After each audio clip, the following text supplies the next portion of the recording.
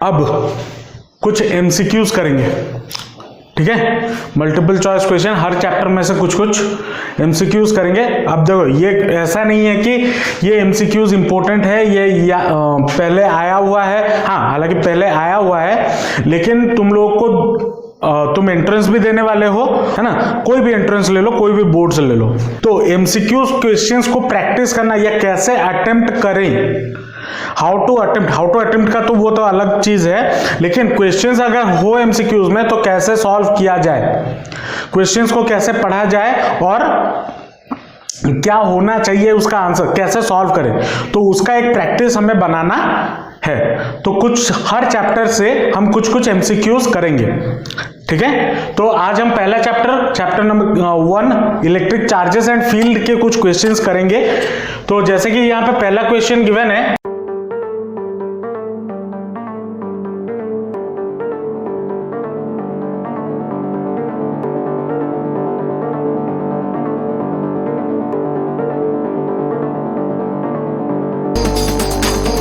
पहला क्वेश्चन क्या लिखा है, let epsilon naught denote the dimensional formula of the permittivity of vacuum, then ये चार ऑप्शन आपको गिवन है। अब चार ऑप्शन में से कौन सा सही है, कैसे कैलकुलेट करेंगे। मान लो आपको फॉर्मूला याद नहीं है, ठीक है, फॉर्मूला मतलब जो एप्सिलॉन नॉट का यूनिट होता है, जबकि मैंने रिवीजन क्लास में इसका यूनिट बताया था और बोला था कि इसका यूनिट दिमाग में रखना क्योंकि डायमेंशनल क्वेश्चन पूछ सकता है। तो अगर एप्सिलॉन आपको फॉर्मूला भी याद नहीं है या फिर यूनिट याद नहीं है, तब हम कैसे निकाल सकते हैं। हमें यह तो जरूर पता है F इज इक्वल टू क्या होता है, K Q1 Q2 या फिर 1/4 pi epsilon naught Q1 Q2 upon R square, ये तो तुम लोग को पता होगा। तो epsilon naught will be equal to कितना हो जाएगा, इसमें से एप्सिलॉन नॉट उधर चला जाएगा, Q1 Q2 अपॉन 4 पाई R स्क्वायर और F ये आ जाएगा, है ना। अब यहां पे जो Q है वो किसको रिप्रेजेंट करता है, चार्ज को रिप्रेजेंट करते हैं कूलम से, C से करते हैं या नहीं करते हैं। तो इसका ऊपर या फिर ऐसे देखो, जो चार्ज है ये कितने चार्जेस है, 2 चार्जेस, तो यूनिट क्या हो जाएगा, C का स्क्वायर कूलम का स्क्वायर डिवाइडेड बाय 4 पाई, इसका कोई यूनिट नहीं है, फोर्स का यूनिट न्यूटन, तो न्यूटन रह गया, और R क्या होता है, डिस्टेंस लेंथ, तो इसका यूनिट मीटर का स्क्वायर होगा या नहीं होगा। अब कूलम का डायमेंशनल फॉर्मूला क्या होता है, याद है, कूलम का डायमेंशनल फॉर्मूला होता है A into T, ampere into time. Coulomb क्या होता है, कूलम क्या, चार्ज क्या होता है, करंट इक्वल टू क्या होता है, I is equal to charge per time Q by T, तो Q इक्वल टू क्या हो जाएगा, Q will be equal to I into T, होगा या नहीं होगा। अब करंट हमारा एक फिजिकल क्वांटिटी है ना, करंट को हम कैसे मेजर करते हैं, एम्पियर से, तो उसका ऐसा यूनिट एम्पियर होता है ना, तो A और T टाइम के लिए T लग गया, इसका whole square divided by newton का डायमेंशनल फॉर्मूला, ये तो याद होना ही चाहिए,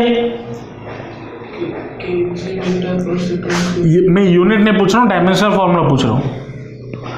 क्या होता है, ML T to the power -2, और मीटर का क्या हो जाएगा, लेंथ L का स्क्वायर, ये होगा या नहीं होगा।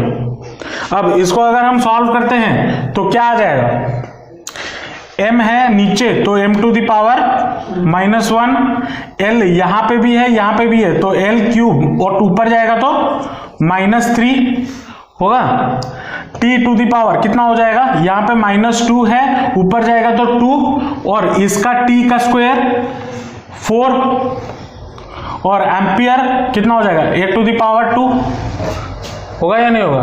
तो dimensional formula for epsilon naught कौन सा हो गया? ऑप्शन देखो अभी, option B, m to the power -1, l to the power -3, t to the power 4, a to the power 2 हुआ। ये उसका बिट बी उसका ऑप्शन है, क्या आंसर है, समझे? अगर याद नहीं हो कैसे करना है, ठीक है, फंडामेंटल में कन्वर्ट करो। हालांकि 11th क्लास में तुम लोग ये सीखे हुए होगे टू डायमेंशनल एनालिसिस में डायमेंशनल फॉर्मूला कैसे निकाला जाता है। अगर यूनिट याद है, अगर यूनिट तुम्हें एप्सिलॉन नॉट का याद है, जो मैं गिवन रिवीजन क्लास में जो बोला था या रेगुलर क्लासेस में जो बोला था, तो उसमें से तुम डायरेक्ट निकाल सकते हो, इतना से इतना कर सकते हो। और अगर यूनिट भी नहीं याद है तो फॉर्मूले में से हम निकाल सकते हैं, ठीक है। चलो नेक्स्ट क्वेश्चन पे आते हैं। नेक्स्ट क्वेश्चन क्या बोला है?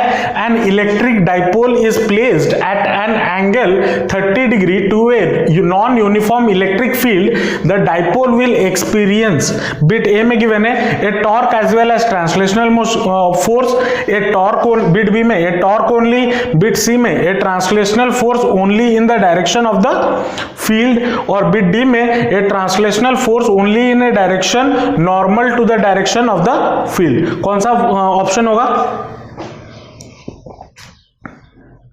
ए बी सी डी में से।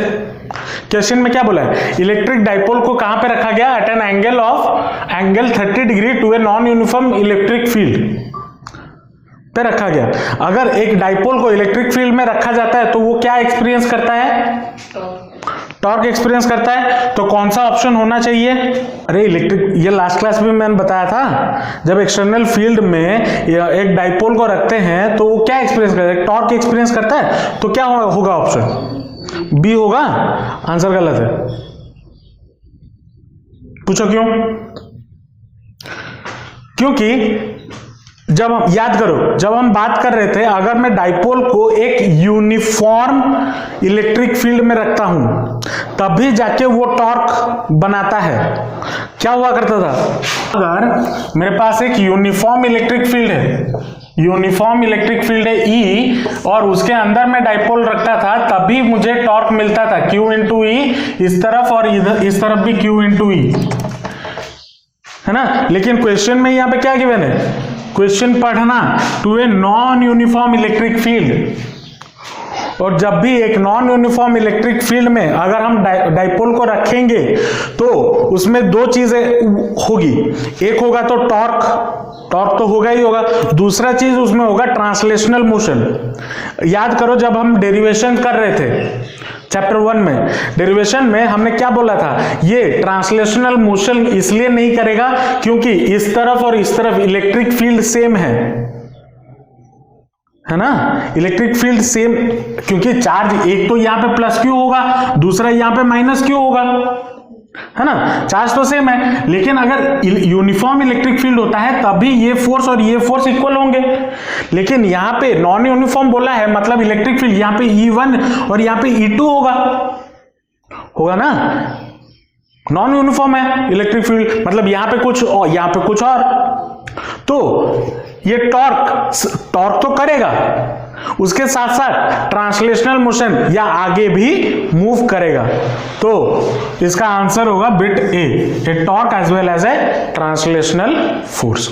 नेक्स्ट क्वेश्चन में आते हैं। नेक्स्ट क्वेश्चन क्या बोला है? ए comb run through one's dry hair attracts small bits of paper. This is due to, bit A में comb is a good conductor, bit B में paper is a good conductor, bit C में the atoms in the paper gets polarized by the charged comb, bit D में the comb possesses magnetic properties. कौन सा option होगा? सी ही होगा, ठीक है। उसके बाद two charges of equal magnitudes and at a distance r small r exert a force of F on each other. If the charges are halved and the distance between them is doubled, then the new force acting on each other is, चार option है, कैसे करेंगे?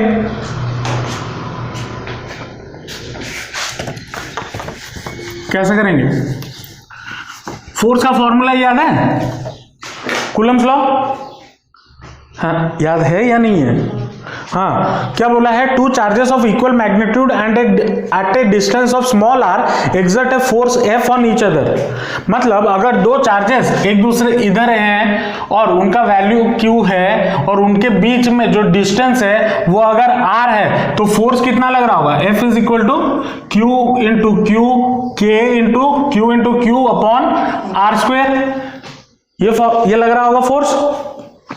अब next point में क्या बोला है? If the charges are half, मतलब Q अगर आधे हो गए तो new force F dash will be equal to K into Q by two into Q by two, ये होगा डिवाइडेड बाय क्या बोला है? And the distance between them is doubled, मतलब उनके बीच में जो डिस्टेंस है वो अगर डबल कर दिया जाए, मतलब R था 2R कर दिया जाए तो 2R का होल स्क्वायर, ये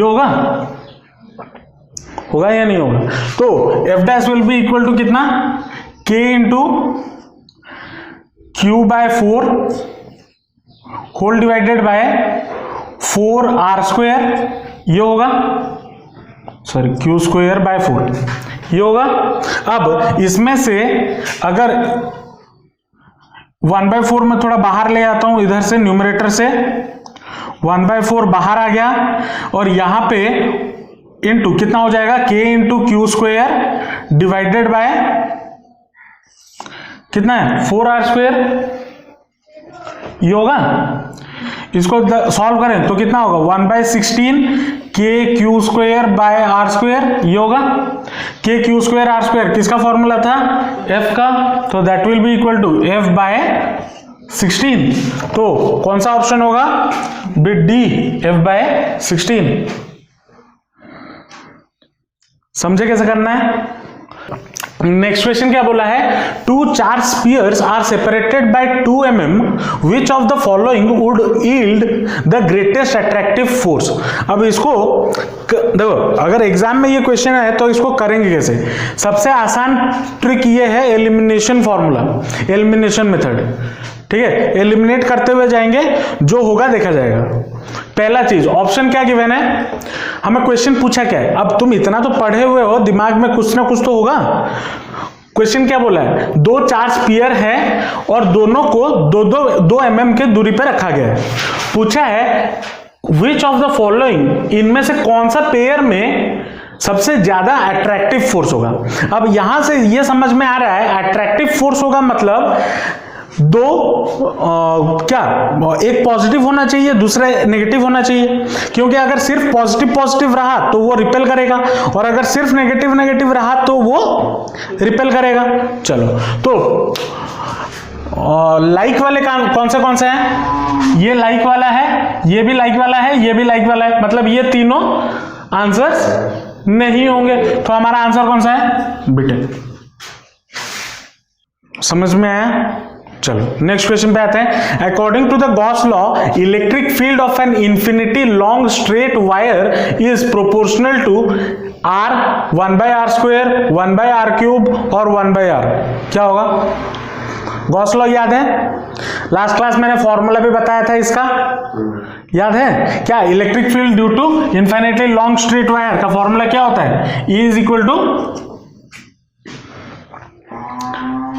क्या था लॉन्ग स्ट्रेट वायर का?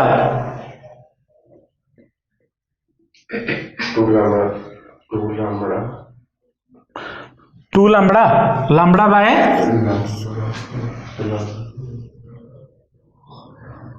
Lambda by 2 pi epsilon naught R। तो फॉर्मूला था, अबे लास्ट क्लास ही रिवीजन किए हैं हम। E equal to lambda by 2 pi epsilon naught R था।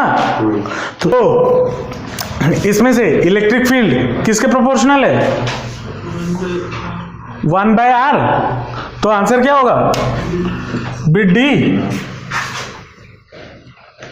अगर मैं बोलूं जो क्वेश्चन अभी तक मैं करवाया हूं, इससे पहले जो 4 और ये जो 2, ये जेईई मेन के क्वेश्चन है।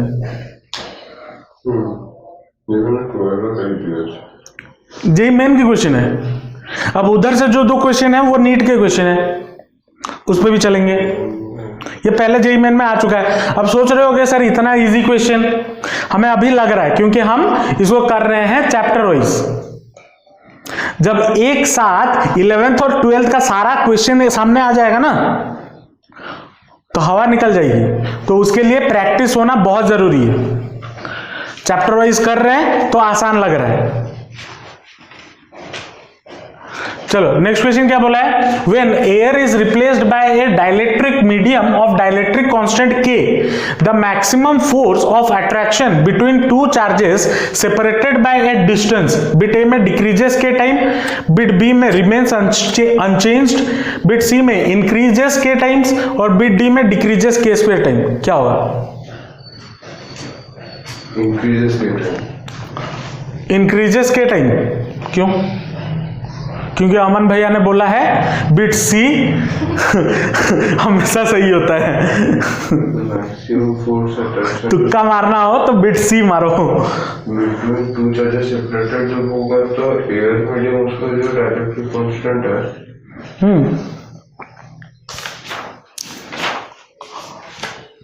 पढ़ो क्वेश्चन को अच्छे से पढ़ो, क्या गिवन है।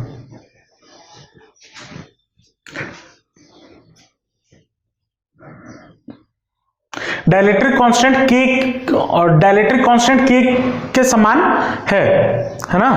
क्या क्वेश्चन क्या पूछा है, when air is replaced by a dielectric medium of dielectric constant K, the maximum force of attraction between 2 charges is separated by a distance dash, जो भी 4 ऑप्शन है। अब इस बेसिस पे हमें क्या कुछ फॉर्मूला पता है? लास्ट क्लास मैंने जब रिवाइज हम कर रहे थे परमिटिविटी के बारे में बात किया था। परमिटिविटी को हम डाइलेक्ट्रिक कांस्टेंट भी बोलते हैं, वहां पे लिखाया था मैं एप्सिलॉन नॉट, लिखाया था साइड में। हाँ, और एप्सिलॉन नॉट इक्वल टू क्या होता है फोर्स के टर्म में,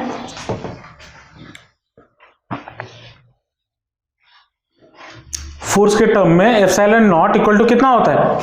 लास्ट क्लास फॉर्मूला बताया था F vacuum by F medium, formula बताया गया था F vacuum by F medium, है ना। तो F medium will be equal to कितना हो जाएगा? F vacuum by epsilon naught. तो एप्सिलॉन नॉट की जगह पे क्या डाल दिया गया है? के। तो यहां पे एप्सिलॉन नॉट की जगह पे क्या हो जाएगा? के। तो एफ मीडियम जब ये के उस 2 चार्जेस के बीच में डाला गया तो फोर्स इन वैक्यूम घटेगा या बढ़ेगा? घटेगा। कितने से? बाय के से। तो ऑप्शन क्या होगा? डिक्रीजेस के टाइम्स। समझे या नहीं समझे? नीट का क्वेश्चन है 2009 में आया हुआ है।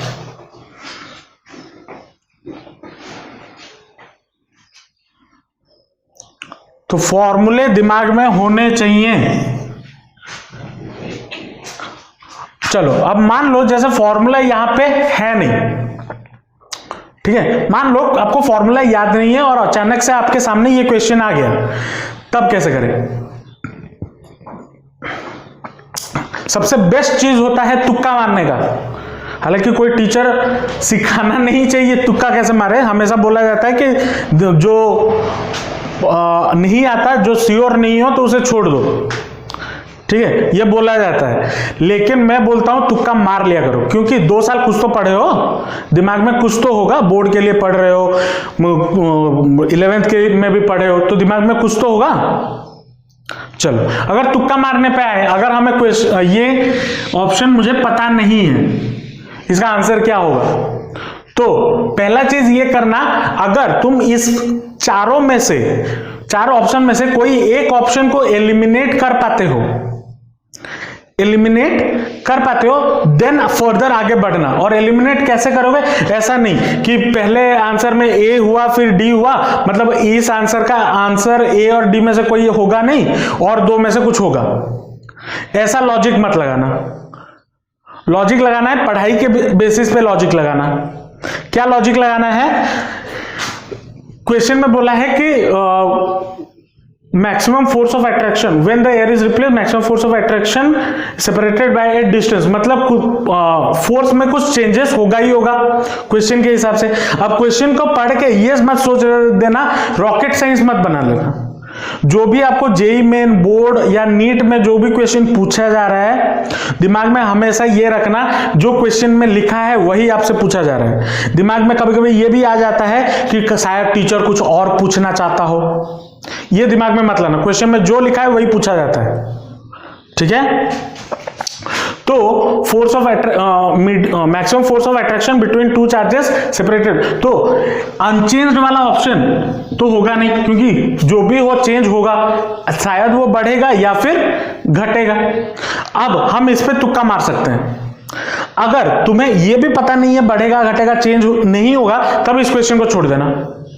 अगर तुम्हें इतना नॉलेज है कि हाँ इसमें से ये होगा नहीं, ये डेफिनेटली नहीं होगा, तब जाके तुक्का मार सकते हो, तब बेस्ट चीज है तुक्का मारने का, ठीक है। तो ये वाला ऑप्शन तो हट गया। अभी बचा क्या, ए, सी और डी। अब यहां पे ये देखो, डिक्रीजेस के टाइम्स, इंक्रीजेस के टाइम्स। अभी तक हमने चैप्टर 1 में जो भी पढ़ा हुआ है, कहीं पे भी डाइलेक्ट्रिक का स्क्वायर यूज नहीं हुआ। के स्क्वायर यूज हुआ है कहीं पे? एप्सिलॉन नॉट का स्क्वायर यूज हुआ है? नहीं हुआ है। तो मतलब ये वाला ऑप्शन भी हट जाएगा। बचा दो ऑप्शन, क्या क्या, एक तो ये, दूसरा ये, आइदर इंक्रीज होगा डिक्रीज होगा। अब तुम्हें पता नहीं है क्या होगा।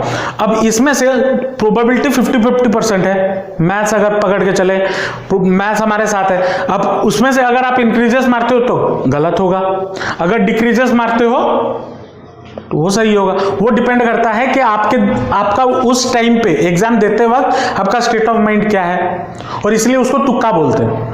तो इसमें अगर आपको कुछ नहीं पता है, अगर थोड़ा प्रोबेबिलिटी लेके चले, तो अगर आपको कुछ नहीं पता है और आप कोई भी एक ऑप्शन मारते हो, तो probability to of your answer to be get correct, मतलब सही होना कितना होता है? 25%, है ना। लेकिन अगर मैं 2 को एलिमिनेट कर देता हूं, अब प्रोबेबिलिटी कितना हो जाता है?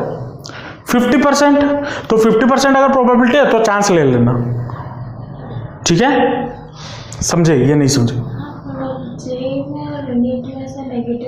हाँ होता है। वो देखो, जेई में, नीट में, कोई भी एंट्रेंस एग्जाम में नेगेटिव मार्किंग होता है, लेकिन बोर्ड में नहीं होता। बोर्ड में अगर क्वेश्चन आ जाए, अगर नहीं आ रहा है, क्लासरूम में ये माहौल तो होता ही है, आंख इधर उधर करके आंसर पता चल जाता है, बेसिकली एमसीक्यूज, ठीक है। टीचर को बोलना नहीं चाहिए, मैं ये सब बोलना नहीं चाहूंगा, लेकिन तुम्हें मार्क चाहिए, चाहे तुम जैसे भी लो, ठीक है। तो आंख इधर उधर करके एमसीक्यूज मार लेना, और अगर फिर भी नहीं मिल रहा है तो कुछ ना कुछ आंसर लिख के आना। गलत होगा तो होगा, तुम्हारा तो कोई लॉस नहीं हो रहा है, सही होगा तो अच्छी बात है, मार्क मिल जाएगा। थोड़ा पुड़ा में लाइन कौन पे घटी, समझे या नहीं समझे क्या करना है? तो ये होगा आपका ऑप्शन आंसर इसके लिए, ठीक है। चलो नेक्स्ट क्वेश्चन पे आते हैं। नेक्स्ट क्वेश्चन क्या बोला है? Torque acting on a dipole moment, dipole of a dipole moment P placed in an uniform electric field E is P vector cross E vector, P vector dot E vector, और एक ये given है और एक ये given है। कौन सा ऑप्शन होगा बताओ, क्या होगा? टॉर्क कौन सा क्या होता है? एक वेक्टर क्वांटिटी होता है या स्केलर क्वांटिटी होता है? Vector quantity. तो वेक्टर क्वांटिटी कब आएगा? जब 2 वेक्टर को मल्टीप्लाई करेंगे। तो 2 वेक्टर को मल्टीप्लाई करना मतलब क्रॉस प्रोडक्ट। तो ऑप्शन कौन सा होगा? अगर उतना भी तुम्हें फॉर्मूला याद नहीं है, उतना तो दिमाग लगा सकते हो। ये तो पता है टॉर्क हमारा क्या वेक्टर प्रोडक्ट होता है। तुम तो तुक्का मारी थी, याद था? नहीं, वैसे ही कुछ फॉर्म में था तो मुझे। हाँ, फॉर्मूला अगर याद है तो ये आंसर है, अगर नहीं है तो ये तो पता होना चाहिए। टॉर्क हमारा क्या है? Vector quantity. तो वेक्टर क्वांटिटी कब आता है? जब 2 वेक्टर क्वांटिटी मल्टीप्लाई होता है, तो ये होगा। अब इसमें ये भी आता है और ये भी आता है, ये तो होगा नहीं क्योंकि डिवीजन में है, छोड़ दो। डॉट प्रोडक्ट है, ये तो एलिमिनेट। अब यहां पे भी क्रॉस प्रोडक्ट है, तो ये क्यों नहीं होगा? क्योंकि फॉर्मूला ही नहीं है ये। तो आंसर बिट ए। लिखो, लिख लिए? तुम लोगों का क्या बैठे बैठे टिक मार रहे हो? যদি ভাই মানে কে যদি পাগল তো ভিডিও টি যদি মারতে লাগে बोल মানে যদি আপনি ইনফ্লুয়েন্স করছিলেন বি বেবি মুভি দেখতে बोल আপনি তো ভিডিও টি মারতে बोल बोल না क्रॉसी এটা তো डॉटी इतना तो दिमाग में होना चाहिए कि टॉर्क एक वेक्टर क्वांटिटी है। तुम किसी के इन्फ्लुएंस में क्यों जाओगे भाई? तुम्हें इतना, तुम 2 साल मम्मी पापा इतना पैसा खर्चा करके पढ़ा रहे हैं, दिमाग में कुछ नहीं है क्या? इतना तो होना चाहिए बेसिक। तुम 11th का फिजिक्स भी छोड़ दो, 12th क्लास में भी तो वेक्टर पढ़े हो, वहां पे भी तो बताया गया है मैथ्स में। उतना दिमाग तो होना चाहिए। लास्ट ये 4 क्वेश्चन कर लेते हैं। क्या बोला है? Figure gives the electric lines of charges of force due to Q1 and Q2. What are the signs of the two charges? अब ये डायग्राम देख के ये पता चलता है कि ये जो दोनों चार्जेस होंगे वो लाइक चार्जेस होंगे। लाइक चार्जेस होंगे ना, आइदर दोनों पॉजिटिव होगा या फिर दोनों नेगेटिव होगा। ऐसा क्यों? लास्ट क्लास डायग्राम भी करवाया था, देख लो। अगर पॉजिटिव नेगेटिव होता तो उसका डायग्राम कैसा होता? ऐसा होता है ना। तो दोनों क्या होंगे? लाइक चार्जेस होंगे। तो लाइक चार्जेस में यहां पे हमारे पास क्या क्या ऑप्शन है? Both are positive, both are negative, ये 2 ऑप्शन है। तो ये दोनों सी और डी ऑप्शन एलिमिनेट हो गए। बचा कितना? ये 2 ऑप्शन। अब इन दोनों ऑप्शन में से कौन सा होगा? ए। क्यों? चार्जेस अंदर जा रहे हैं। देखो इलेक्ट्रिक फील्ड लाइंस का डायरेक्शन किधर है? अंदर। हम जब बात कर रहे थे पॉजिटिव से बाहर निकलता है, नेगेटिव के अंदर जाता है। यहां पे जो चार्ज है, चार्ज के अंदर इलेक्ट्रिक फील्ड लाइन जा रहे हैं, तो बोथ क्या होंगे? नेगेटिव होगा। तो बीटा ऑप्शन है। ठीक है। उसके बाद नेक्स्ट क्वेश्चन क्या बोला है? The point charge plus Q is placed at the mid point of A cube of side L. The electric flux emerging from the cube is कितना हो जाएगा? इसको थोड़ा डायग्रामेटिकली समझते हैं। क्या बोला है? एक क्यूब है जिसके एक कॉर्नर पे मिड पॉइंट पे एक क्या रखा गया है? एक चार्ज रखा गया है जो कि है क्यूब। चलो ठीक, मान लो ये आपका क्यूब हो गया, ये एक और एक ये। चलो ये क्यूब हो गया। अब इस क्यूब के जो साइड है वो है एल लेंथ, और बीच में रख दिया गया है एक क्यूब, प्लस क्यूब रख दिया गया है। The electric flux emerging from the cube कितना हो जाएगा? तो कौन कोई ऑप्शन? हाँ, Q by epsilon naught. Gauss law का फॉर्मूला याद है? क्या होता है? Flux is equal to line integral of E D S which is equal to Q by epsilon naught. तो फ्लक्स पूछा है, क्यू बाय एप्सिलॉन नॉट होगा। चलो नेक्स्ट क्वेश्चन क्या पूछा है? What is the flux through the cube of side A if the point charge Q is at its one corner. अगर एक कॉर्नर में रखा गया हो, मतलब चार्ज यहां पे ना होके अगर यहां पे होता, मान लो यहां पे, तब कितना हो जाता? इसको समझना। अगर यहां पे रखा गया है तो इसका कितना पार्ट, चार्ज का कितना पार्ट क्यूब के अंदर होगा? 1/8 पार्ट होगा। इसको जरा समझना। देखो अगर एक कॉर्नर पे, इसी कॉर्नर पे मान लो चार्ज है, तो एक चार्ज का कितना पार्ट इसके अंदर रहेगा, इस क्यूब के अंदर? उसका 8th पार्ट। मतलब अगर इसको एक स्फीयर मान लो, तो चार्ज अगर वो स्फीयर है तो स्फीयर का कितना पार्ट इस क्यूब के अंदर रहेगा? 1/8 पार्ट। इसीलिए क्यू बाय 8 एप्सिलॉन नॉट ये होगा। ठीक है। उसके बाद नेक्स्ट क्वेश्चन क्या बोला है? The charge capital Q is enclosed bye A Gaussian spherical surface of radius capital R. If the radius is doubled the outward electric flux will क्या होगा आंसर?